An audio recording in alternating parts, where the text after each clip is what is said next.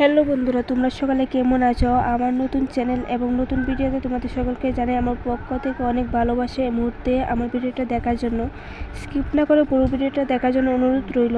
আমার এই ভিডিওটা অনেক দিন আগে থেকে করা ছিল, প্রায় 6 থেকে 7 মাস আগের ভিডিও। আমি না ভিডিও এডিটিং করবো ভাবতে 6 থেকে 7 মাস সময় লেগে গেল। আমাদের এখানে সাপ্তাহিক সংস্কৃতি হাট প্রতি রবিবার অনুষ্ঠান হয়। সংস্কৃতি হাট থেকে শুরু শরৎ বন্ধনে একটি প্রোগ্রামে গিয়েছিলাম।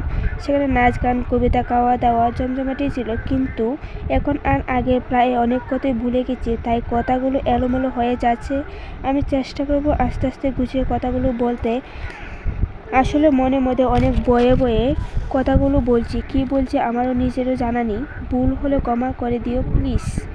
আমার সব কিছু দিয়ে ভালো করার চেষ্টা করব। আর আমার ক্যামেরাটা বেশি ভালো না, কম দামি ফোন, তাই তো আমার পক্ষ থেকে ভালো করার চেষ্টা করব। সেই সময় ছিল শরৎ বন্দনা, মানে শরৎকালের আগমন। সে কালে সকল প্রকার আনন্দময় জীবন উপভোগ করা যায়। শরৎ মানে আলাদা একটা ঋতু বলে মনে করি আমরা সকলেই।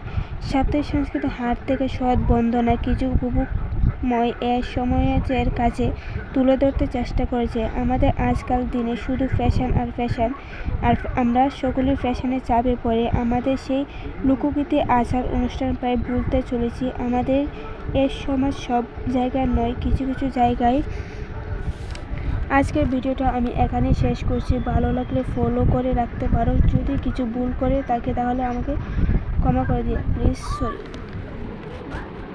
এটা হচ্ছে নাচের ভিডিও। আসলে গানটাই দিইনি, কপিরাইট আসবে বলে, তার জন্য শুধু নাচটা ভিডিও করে তোমাদের জন্য দিয়েছি।